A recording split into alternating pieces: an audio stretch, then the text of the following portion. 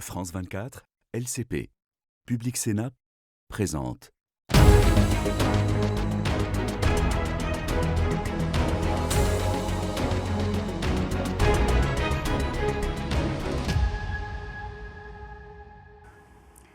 Bonjour à tous, merci de nous rejoindre sur France 24 et les chaînes parlementaires LCP et Public Sénat pour une émission Ici l'Europe spéciale Ukraine. 4 ans déjà d'une guerre sanglante, nous vous proposons de décrypter ces enjeux avec nos invités à travers un long reportage sur le terrain. Sous le choc de l'invasion russe à leur porte, les Européens ont aidé les Ukrainiens à poursuivre leur résistance héroïque. Alors que Vladimir Poutine a intensifié ses frappes visant les infrastructures énergétiques en plein hiver, les négociations de paix achoppent sous l'égide d'un Donald Trump imprévisible. Depuis 4 ans, les Européens ont actionné tout un éventail de sanctions contre la Russie. Ils sont d'ailleurs devenus les principaux contributeurs en matière d'aide économique et militaire à l'Ukraine. Pour un retour sur la triste date anniversaire du 24 février, j'ai le plaisir de recevoir aujourd'hui Charles Michel. Bonjour. Bonjour. Monsieur Michel. Je rappelle que vous avez été non seulement ancien Premier ministre de Belgique d'obédience libérale, mais surtout ancien président du Conseil de 2019 à 2024, soit au moment justement du déclenchement de cette guerre. Les Américains d'ailleurs avaient vu venir cette armée russe. Les Européens, non. Quel souvenir vous gardez du jour J ? Je voudrais corriger parce que ce n'est pas tout à fait exact. Les Américains avaient vu, beaucoup de services de renseignement européens également, et peut-être pas la même interprétation sur l'ampleur du conflit qui allait intervenir. Moi, il y a un souvenir qui me marque, évidemment très personnel, mais c'est le moment, dans la nuit de l'invasion totale du territoire ukrainien par la Russie, c'est le moment où Volodymyr Zelensky me téléphone pour m'informer, que la guerre a démarré et que c'est une guerre qui vise l'ensemble du territoire ukrainien. Si c'était à refaire en 2022, vous referiez quoi ? En 2022, je pense que l'Union européenne a agi avec beaucoup de fermeté, avec beaucoup de rapidité. On a pris Vladimir Poutine par surprise. Son calcul était de faire effondrer le régime ukrainien en quelques jours probablement. Il pensait que non seulement les Ukrainiens auraient du mal à se battre contre l'armée russe d'une part, et il était convaincu que les Européens se diviseraient immédiatement. Ça n'a pas été le cas. L'unité a tenu. C'est l'Union européenne qui directement a livré des armes à l'Ukraine. Avec le recul, je pense qu'au sein de l'OTAN, des questions doivent être posées. Je pense que l'OTAN, qui est une alliance qui était fondée pour protéger la sécurité transatlantique, n'a peut-être pas eu assez de courage dans les jours et les semaines qui ont suivi. L'OTAN s'est peut-être laissé intimider par la rhétorique de Vladimir Poutine. J'ai un exemple en tête. L'OTAN n'a pas souhaité, dans les premiers jours et les premières semaines, mettre un parapluie aérien au service de l'Ukraine pour réduire les capacités militaires de la Russie. C'est un exemple parmi d'autres. Mais l'UE elle-même, elle s'est réunie dès le 24 février. L'attaque démarre pendant la nuit et le jour même, les leaders sont à Bruxelles. Et dans quel état d'esprit déjà ? Racontez-nous peut-être. Il y a dans cette réunion, qui est une réunion honnêtement historique, parce que c'est la prise de conscience qu'il y a un nouveau chapitre dans l'histoire du continent européen, il y a spontanément autour de la table une très grande lucidité, une très grande conscience que ce qui se passe est extrêmement sérieux et grave.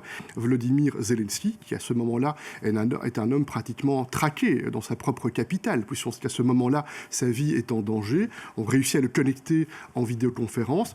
Il s'adresse à nous avec beaucoup de sincérité, avec beaucoup de conviction. Son message fait beaucoup d'effet parce que nous mesurons à ce moment-là qu'il est possible que Volodymyr Zelensky soit capturé dans les jours qui suivent, soit neutralisé, voulant dire éliminé par les Russes, ce qui était probablement un des objectifs de la Russie au début de cette guerre. Ce 24 février au soir, les 27 qui s'entendent sur un premier paquet de sanctions contre Moscou. Et on arrive au 20e paquet de sanctions aujourd'hui. Vladimir Poutine ne semble pas sensible à cet impact économique.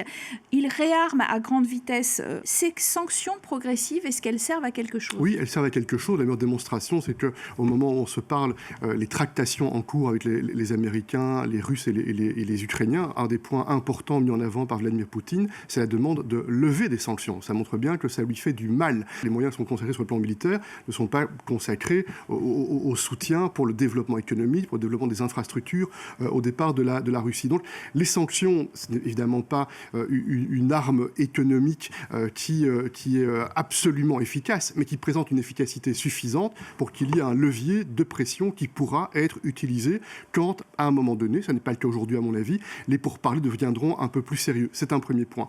Et puis surtout, dans les quelques heures qui suivent.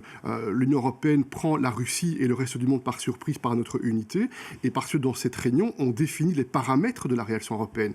Les sanctions, un soutien financier bien sûr, un soutien militaire. Quelques jours plus tard, des armes sont délivrées par l'Union européenne, pas par l'OTAN, et puis un soutien politique majeur. Parce qu'à ce moment-là, vous vous souvenez, il y a aussi une bataille diplomatique, une bataille des narratifs, où la Russie tente de rallier une partie des pays en développement avec un narratif absolument fallacieux. Mais puisqu'on a rétropédalé, revenons en ce début d'année 2022. On avait un certain nombre de certitudes, nous les Européens. On croyait au pouvoir pacificateur de l'Union européenne et du commerce d'ailleurs avec la Russie. Je parle à un libéral là.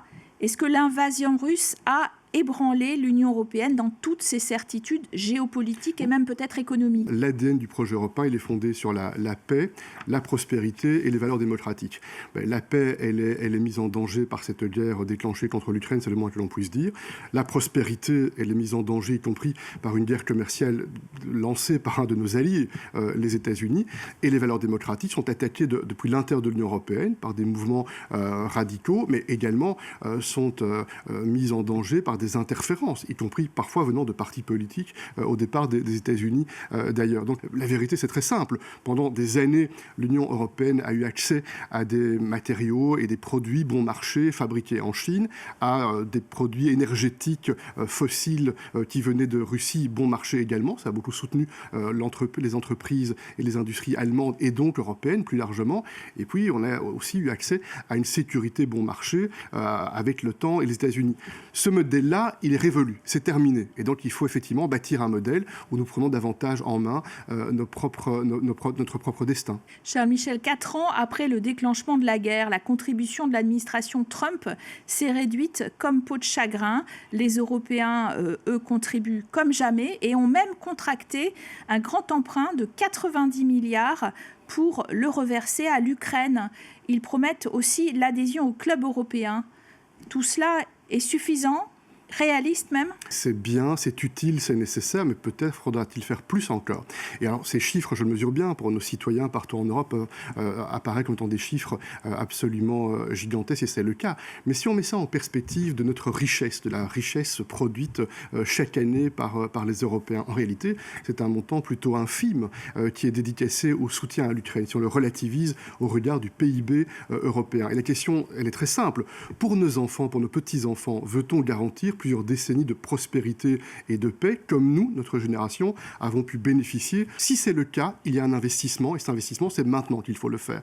Parce que le faire dans 5 ans, dans 10 ans, peut-être que ce sera trop tard, parce que peut-être que dans 5 ans ou dans 10 ans, alors on sera plus fragmenté, et ce sera plus coûteux et plus dangereux pour notre avenir encore. Américains, Russes et Ukrainiens négocient en passant au-dessus de nous. Emmanuel Macron suggère qu'il faut rentrer dans le jeu en reparlant à Vladimir Poutine. Est-ce que c'est la bonne piste? Oui, je crois qu'Emmanuel Macron a raison. On ne peut pas accepter une situation où cette guerre nous impacte directement et va impacter l'avenir de nos enfants et de nos petits-enfants, et accepter les bras ballants que des Américains et des Russes jouent, je n'ose pas dire à la roulette russe, mais notre avenir. Merci Charles Michel. Je vous propose de regarder ensemble, et on se retrouve pour une partie débat, ce reportage ramené par notre envoyée spéciale Mélina Huette. Elle est allée en Ukraine vérifier que l'Union européenne était présente partout, dans le domaine financier, dans le domaine militaire. Regardons ce reportage long format.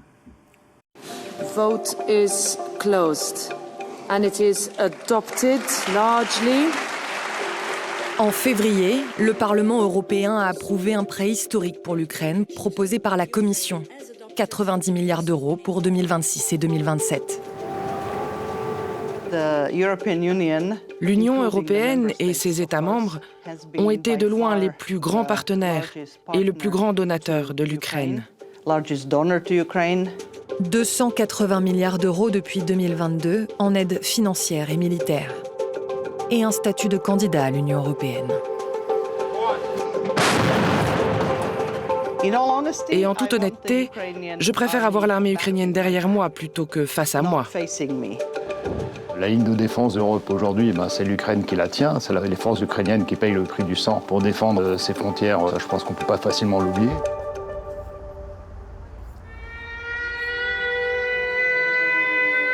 Février 2026.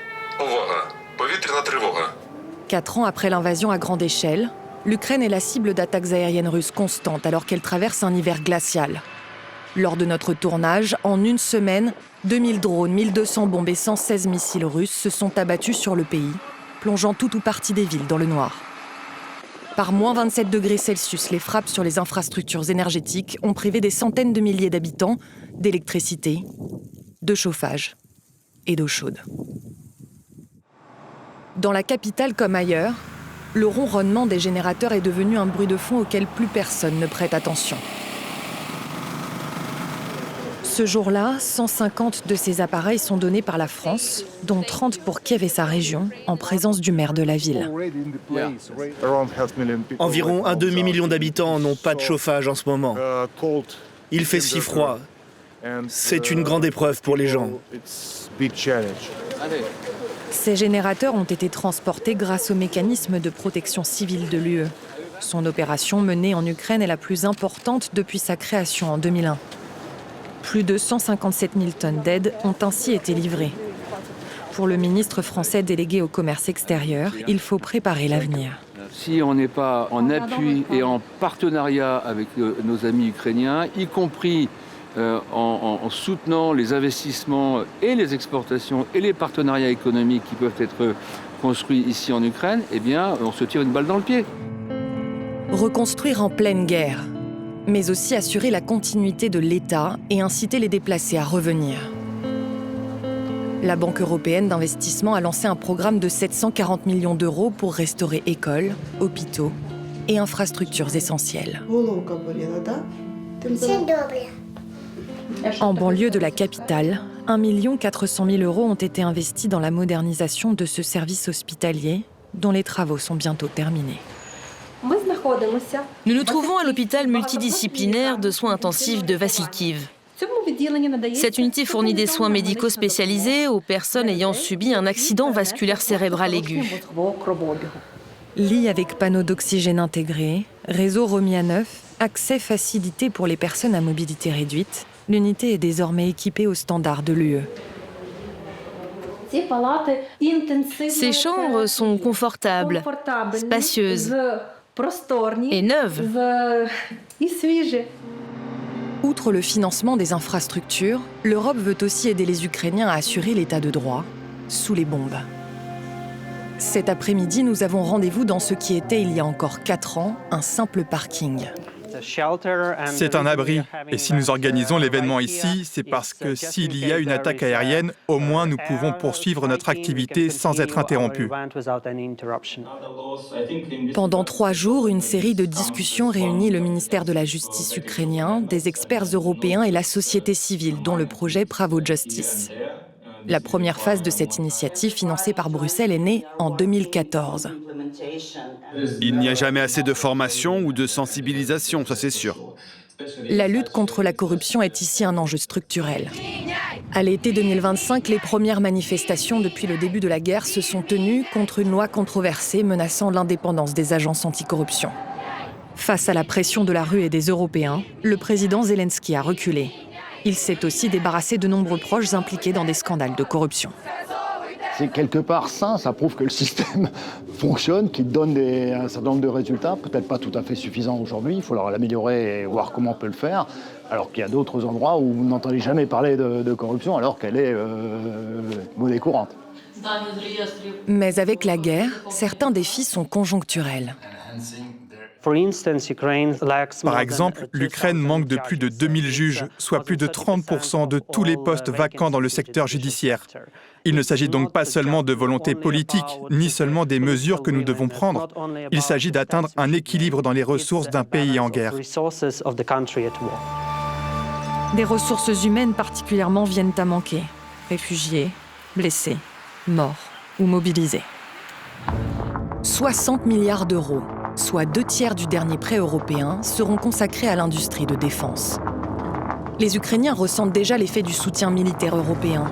Dans la région de Dnipro, avec les canons français César, nous retrouvons la 147e brigade qui se réjouit de la modernisation de l'artillerie, avec l'adoption progressive de calibres standards de l'OTAN. De 2014 à 2015, nous n'avons combattu qu'avec du matériel soviétique. Aujourd'hui, nous utilisons des armes modernes, ce qui nous a permis d'accomplir beaucoup de choses.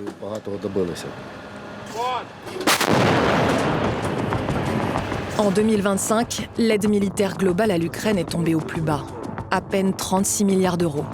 Les États-Unis de Trump ont dramatiquement réduit leur contribution. L'Europe, elle, a fourni la quasi-totalité des fonds, en augmentant son enveloppe de 2/3 par rapport à la moyenne des 2 années précédentes. On veut la victoire. On veut que la guerre se termine le plus rapidement possible, car nos proches sont en train de mourir. Mais grâce à l'Europe, on a réussi à montrer que l'Ukraine est aussi un pays fort.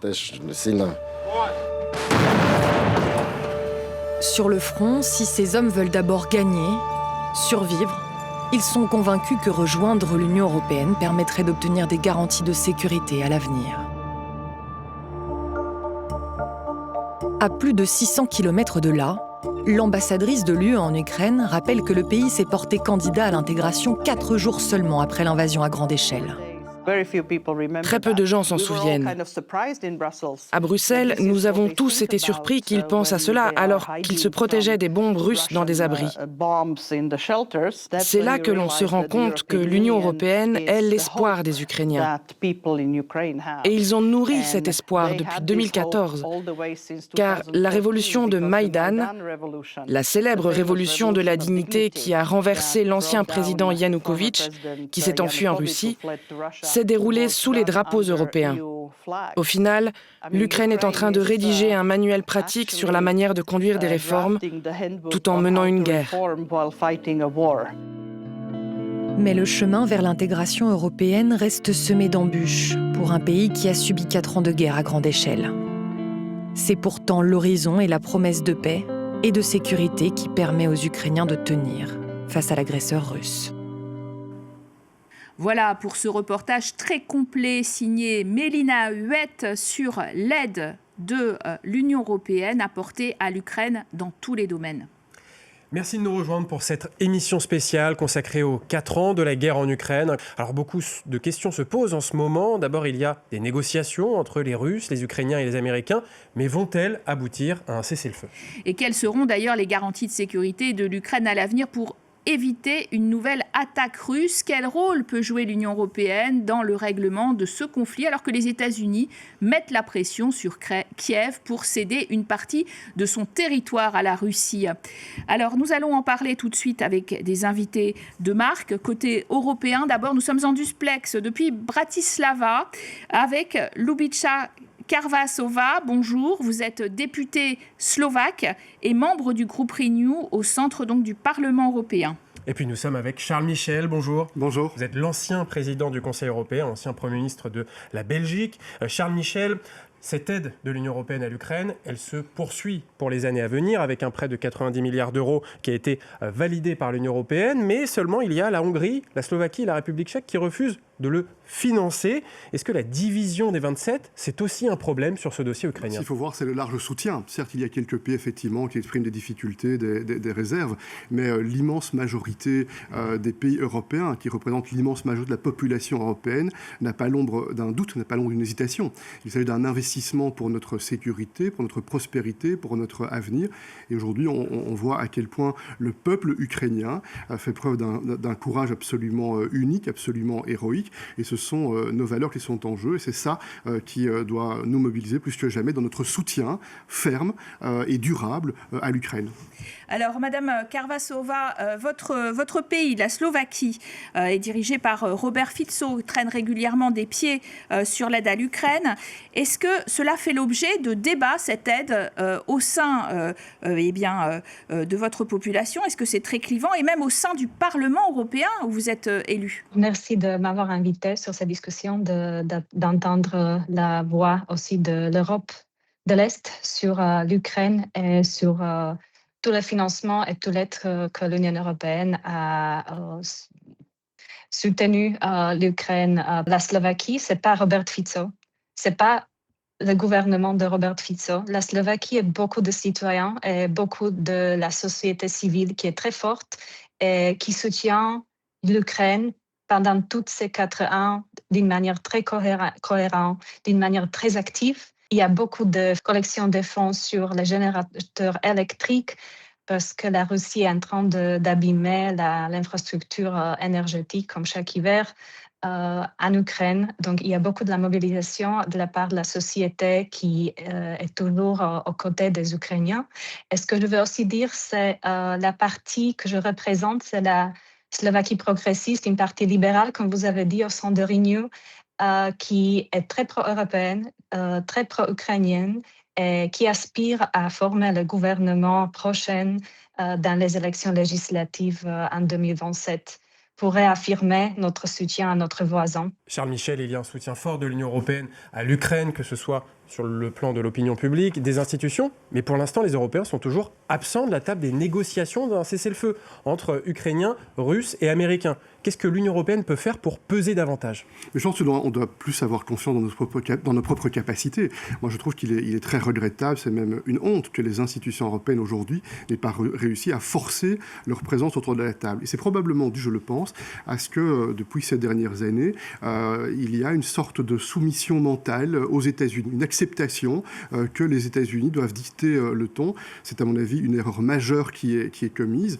On voit bien que les États-Unis aujourd'hui, à la fois sur le plan commercial, sur le plan du droit international, sur le plan de la souveraineté du Groenland, par exemple, mais également, on le voit dans l'interaction avec la Russie, développe des positions qui sont de plus en plus éloignées des intérêts européens. Et donc, moi, j'espère que les chefs d'État et de gouvernement, c'est en eux en qui j'ai confiance, européens, auront la capacité, le plus vite possible, de forcer une présence européenne autour de la table, de s'organiser pour qu'il y ait un mandat donné à des représentants de l'Union européenne afin que nos intérêts soient défendus. Aujourd'hui, ils ne sont pas défendus. Les seuls, probablement, qui défendent les intérêts européens, ce sont les Ukrainiens. Ils doivent d'abord défendre leur propre situation, on le comprend bien. Les Slovaques, eh bien, finalement, aujourd'hui, sont face à l'idée d'une adhésion de l'Ukraine à l'Union européenne, alors que dans votre pays, la propagande russe progresse. Est-ce que cette propagande est en train de faire basculer l'opinion aussi à l'est de l'Europe ? Est-ce qu'il y a un risque aussi sur ces pays ? Ça fait des années qu'on est sous influence de la manipulation, de la désinformation, de la pression politique de la part de la Russie en Slovaquie pour exactement créer une image qu'on peut devenir un pont entre l'Ouest et l'Est. C'est ça ce qui est extrêmement populaire aussi parmi les citoyens, d'être neutre, d'être quelqu'un au milieu de ces deux forces, mais on est membre de l'Union européenne et aussi le membre de l'OTAN, ce qui sont les deux garanties extrêmement importantes pour notre pays et très soutenues aussi par les citoyens en Slovaquie. Mais malheureusement, c'est ça l'influence de la Russie et de la guerre hybride qui essaye de vraiment créer des doutes dans la population slovaque. On peut avoir un autre destin qui est plus favorable à quelque chose de plus proche de la Russie.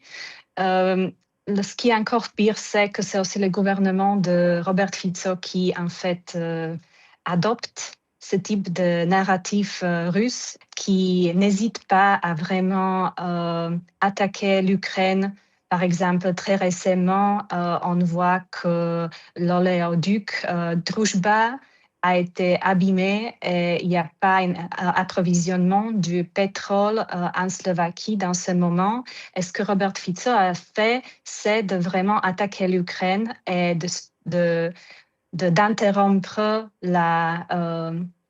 le soutien de l'électricité qu'on a envoyé vers l'Ukraine en disant qu'il faut que l'Ukraine bouge plus rapidement de résoudre le problème technique dans l'infrastructure de l'oléoduc Druzhba, par exemple. Même si on tous sait très bien que c'est la Russie qui attaque tous les années et chaque hiver d'une manière massive l'infrastructure énergétique de l'Ukraine. Merci à tous les deux d'avoir participé à cette émission spéciale sur les 4 ans de la guerre en Ukraine, une émission que nous poursuivons. Dans un instant, nous recevons l'ambassadeur d'Ukraine en France. On parlera notamment de la situation sur le terrain en Ukraine et des perspectives de paix. Vladimir Poutine qui veut que l'Ukraine renonce au territoire occupé par les Russes. y compris à la partie restante du Donbass qui est toujours sous contrôle ukrainien. Écoutez ce qu'en pense Volodymyr Zelensky. Nous ne pouvons pas simplement nous retirer de notre territoire ou échanger une partie de notre territoire contre une autre. C'est complètement fou, je suis désolé.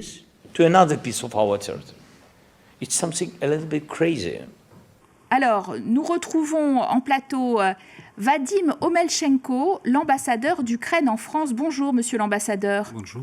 Alors, si vous le voulez bien, on commence par ce 4e hiver, finalement, de guerre en Ukraine. Le pire de tout, j'ai envie de dire, les Russes ont entrepris de démoraliser les populations en coupant l'électricité, le chauffage. Racontez-nous le quotidien de 40 millions d'Ukrainiens. Il y a 2 semaines que j'étais en Ukraine. J'ai accompagné une délégation avec Madame la ministre de la Défense française. Et moi, je ne pouvais pas imaginer cette situation en Ukraine, si grave. Je ne pouvais pas imaginer cette situation qu'ont mes concitoyens. En janvier, on a 4 attaques combinées massives avec les drones, avec les missiles balistiques, qui se dirigent sur l'infrastructure énergétique de l'Ukraine. Du capital, des villes qui ont plus de millions d'habitants, c'était l'objectif de la Russie. Et alors, il ne cache pas son objectif, c'est détruire l'infrastructure énergétique de l'Ukraine. Les Ukrainiens vont se geler et après, il doit perdre du moral, comme vous avez dit, et sortir dans les rues et casser le pouvoir actuel. Voilà. Mais ce n'est pas le cas. Bien sûr, c'est très difficile. Mon peuple, il souffre très fort. Mais en même temps, tout le monde comprend bien qui est coupable de cette situation. Tout le monde reste debout. Et tout le monde, moral, il est très fort. Alors le paradoxe, c'est que, alors que les bombardements russes continuent sur l'Ukraine, il y a des discussions pour un cessez-le-feu entre Ukrainiens, Russes et Américains, avec cette volonté de la Russie que l'Ukraine abandonne les territoires du Donbass. Est-ce que les Ukrainiens sont prêts à lâcher leur territoire ? Je tiens à vous citer mon président d'aujourd'hui. Il a dit que, bien sûr, la paix, c'est notre objectif. On est prêt pour les compromis, mais on n'est prêt pas s'il s'agit des questions de souveraineté et s'il s'agit des questions d'indépendance des pays. Et il a formulé comme ça, mon président a dit qu'on est prêt pour compromis, mais pas pour l'ultimatum. Alors, il y a des discussions, en effet, vous l'avez dit, on l'a dit avec les Russes à Genève. D'abord, est-ce que vous croyez, Vladimir Poutine, de bonne foi, qu'il veut vraiment, lui, de son côté, aboutir à une paix ? Moi, je ne crois pas. Et notre équipe de négociation, elle ne croit pas à Poutine. C'est une diversion pour continuer à bombarder ? Écoutez, notre objectif, c'est la paix. Et on doit agir, on doit négocier. Et bien sûr, si pas de perspective, on doit parler, on doit se converser. Et quand le président français insiste justement pour parler à Vladimir Poutine, alors que les Européens ne sont pas dans la boucle des négociations, pour les mettre finalement autour de la table, est-ce que vous dites c'est bien, c'est naïf? Qu'est-ce que vous attendez de lui, ce président français? Mais je suis sûr que Monsieur le Président de la République, il fait cette proposition avec l'objectif que l'Europe doit être présente sur la table des négociations. C'est absolument raisonnable. Voilà, c'est pourquoi l'Europe doit agir et doit être présente, parce que son contribution de l'Europe, il est très importante dans ce processus, dans cette guerre.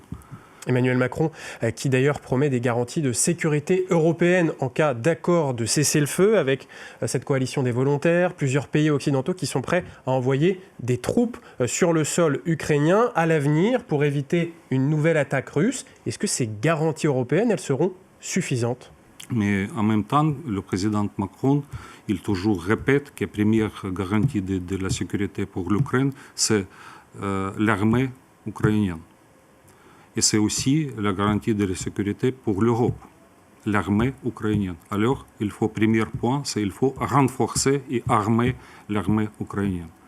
Et si on va dire pour l'idée de coalition de volonté, cette idée du président Macron, il parle de la système de sécurité autonome et stratégique pour l'Europe depuis 2019, me semble. Il parle. Malheureusement, beaucoup de partenaires n'ont pas attendu ce message, mais la situation va commencer à bouger et changer.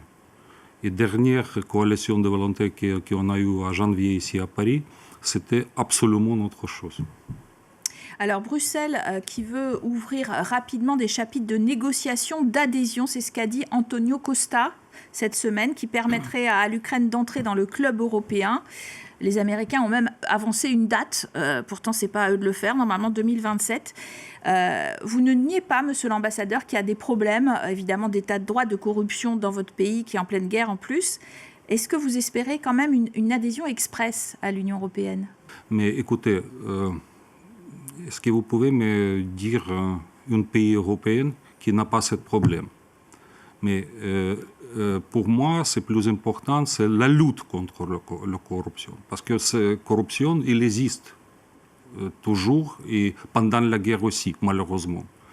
Malgré la guerre, notre Parlement a pris centaines de lois pour cette adhésion et l'Ukraine a rempli toutes les conditions pour cette étape-là, pour cette adhésion. Et bien sûr, c'est notre objectif et notre espérance. Et c'est aussi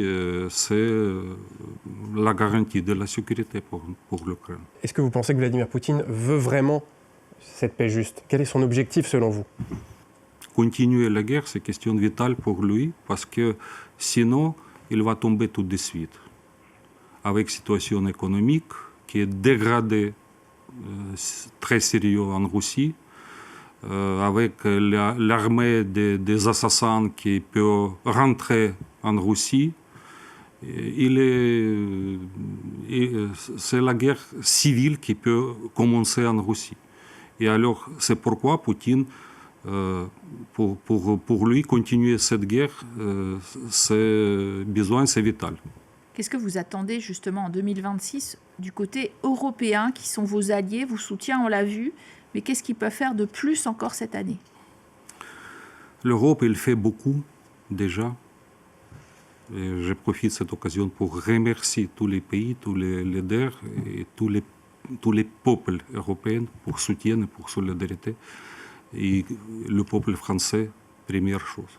Il faut continuer, il ne faut pas affaiblir.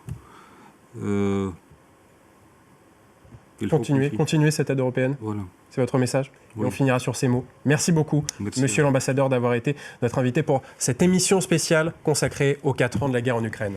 Et bien sûr, ça n'est pas la dernière fois que nous allons vous parler d'Ukraine dans Ici l'Europe. Merci à Oyana Almandos, Perrine Desplat et Isabelle Romero d'avoir préparé cette émission spéciale, comme toutes les autres d'ailleurs chaque semaine.